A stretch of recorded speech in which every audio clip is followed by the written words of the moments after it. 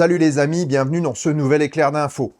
Lorsqu'on achète une voiture, on n'achète pas un objet, on se procure un usage et tous les avantages ou les inconvénients inhérents à ce mode de transport. Depuis maintenant 6 ans et demi, j'ai décidé de rouler en voiture électrique et durant les 5 dernières années, j'ai partagé avec vous mon usage et mon expérience sur le sujet. Au cours de mes pérégrinations, de mes voyages ou de mes tests, la supériorité technique de la voiture électrique sur la voiture thermique s'est imposée. Il y a pourtant des inconvénients, et le plus gros était au départ, pour cette technologie, la recharge. Ce problème est en passe d'être réglé. Le développement des réseaux de charge et l'amélioration de la technologie font que cet inconvénient n'existe plus en France, pas plus que dans la majorité des pays d'Europe. En tout cas pour les grands trajets.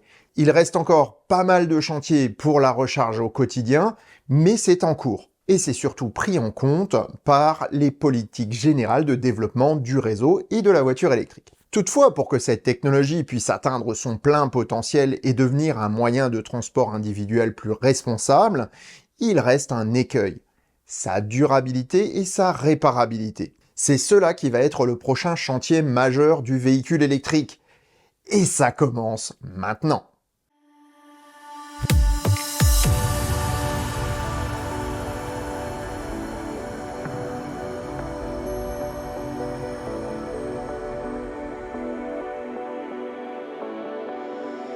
Si ça te plaît, mets un pouce vers le haut et commente. Si ça te plaît beaucoup, abonne-toi. Et si ça te plaît vraiment beaucoup, dis-le partout. Merci. Avant de commencer cet épisode, je voulais juste vous dire que je vais sortir un vlog en même temps que cette vidéo sur Inside the Choucroute Garage. Ce vlog va traiter d'une chose très importante qui va affecter la programmation des vidéos du Choucroute Garage et affecter son avenir.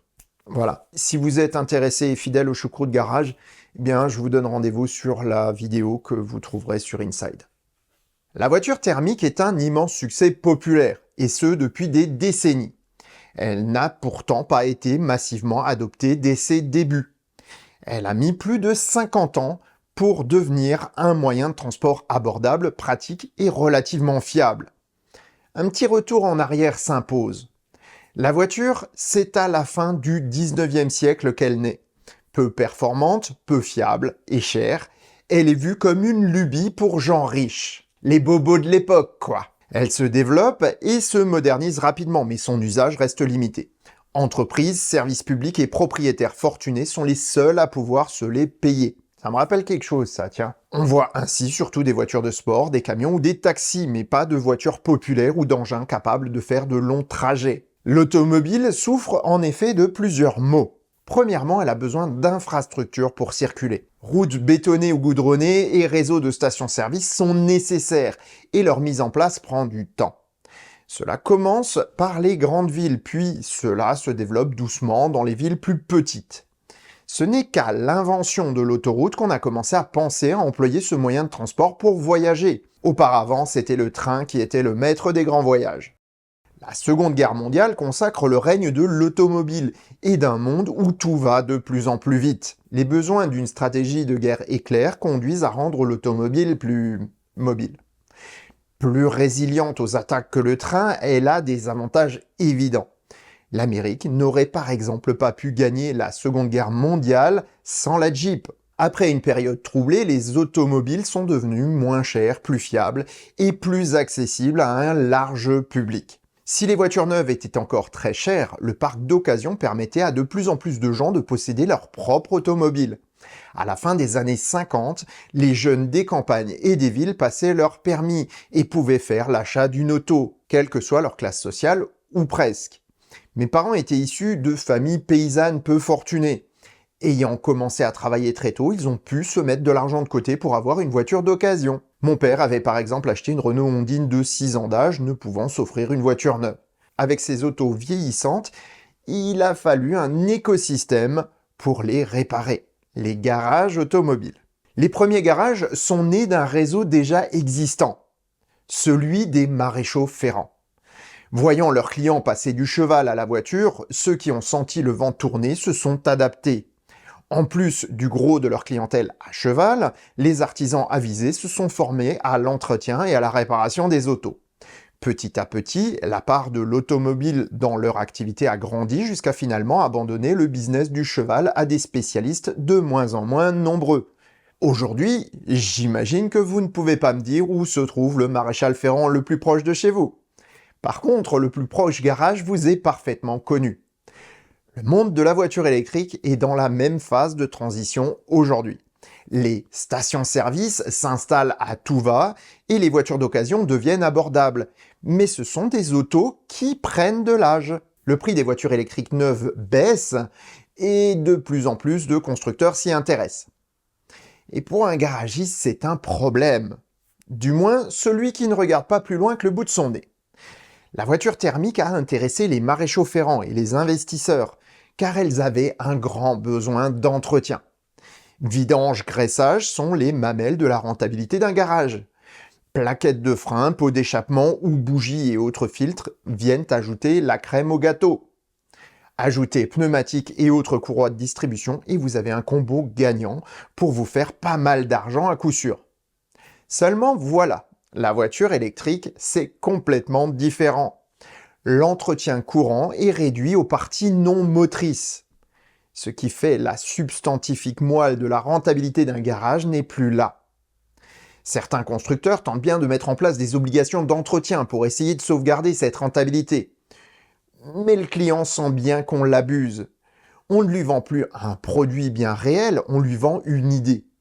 L'idée que l'entretien périodique annuel ou bisannuel est toujours nécessaire. Alors que c'est faux.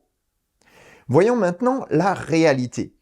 Une auto électrique, c'est une auto qui a éliminé la partie thermique de sa mécanique pour la remplacer par un système sans entretien.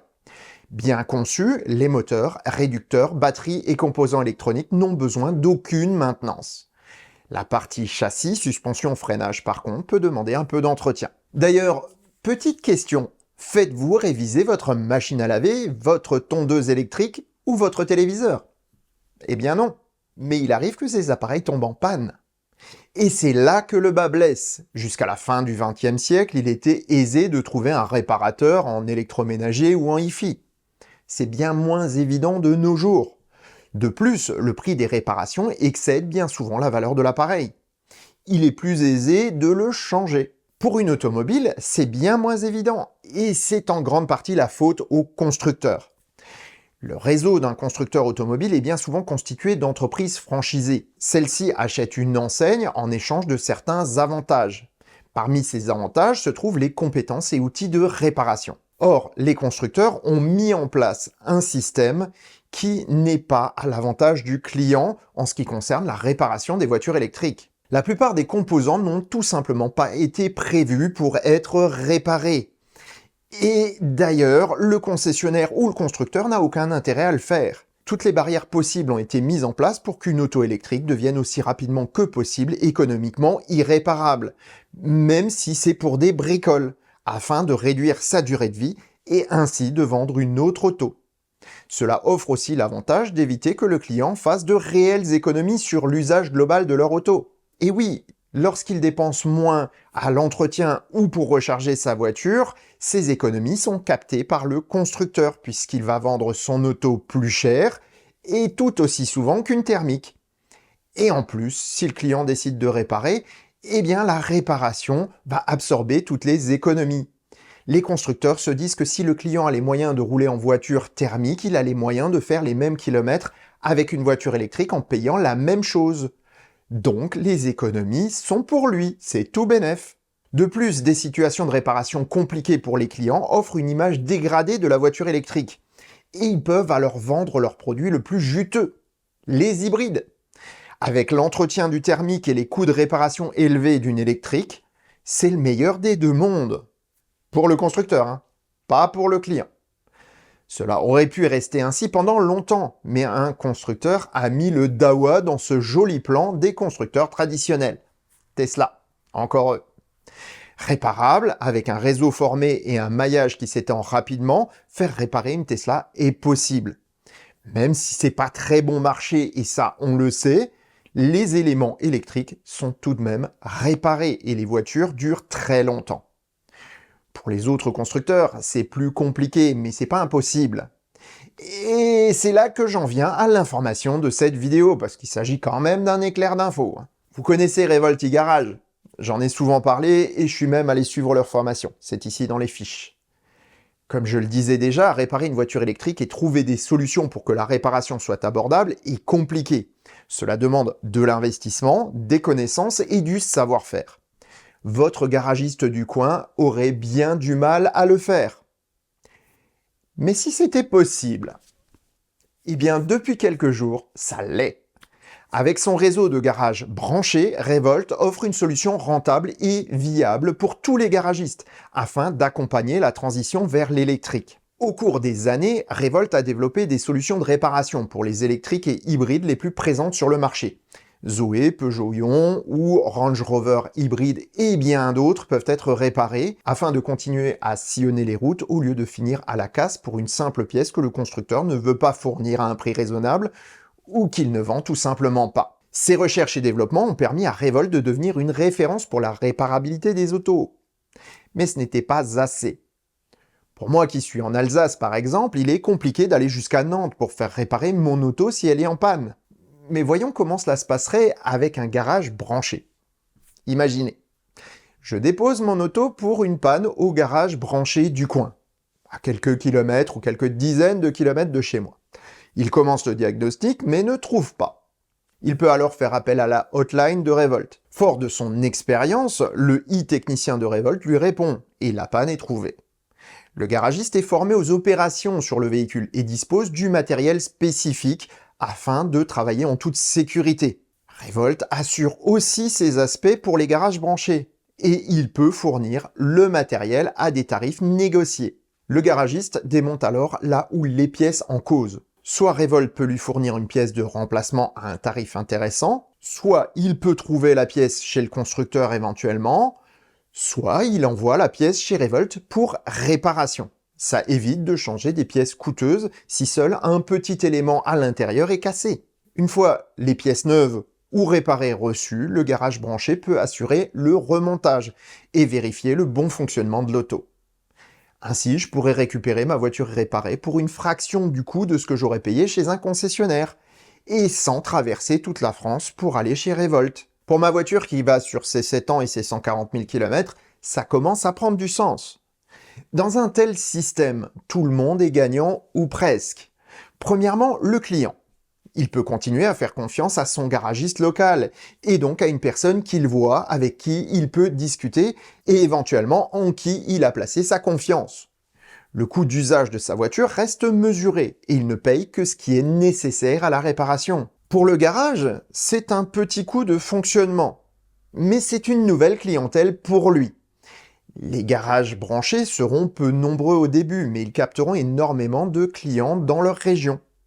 En plus de continuer à servir leurs clients en véhicule thermique, ils développeront leur chiffre d'affaires, soit avec de nouveaux clients, soit en gardant leur clientèle qui passe à l'électrique. Avec le temps, la part du thermique diminuera, mais les garages qui auront fait le pas le plus tôt seront les mieux placés pour survivre. De plus, ils pourront développer du reconditionnement de véhicules d'occasion, du commerce de véhicules d'occasion qui sera bien plus important avec des voitures à la durée de vie plus longue qu'avec les thermiques.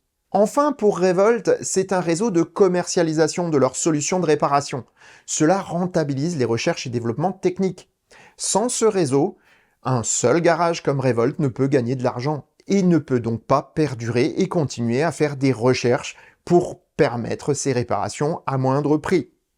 Ce réseau, c'est la garantie que la réparation des voitures électriques prend la bonne voie pour presque tout le monde. Seuls les constructeurs bandits tenteront de freiner l'essor d'un tel réseau, car cela va rendre la voiture électrique encore plus incontournable que ce qu'elle n'est déjà maintenant. Et sur ces bonnes paroles, je vous souhaite bonne route et vous dis à bientôt pour un prochain épisode du Choucroute Garage. Portez-vous bien. Ciao.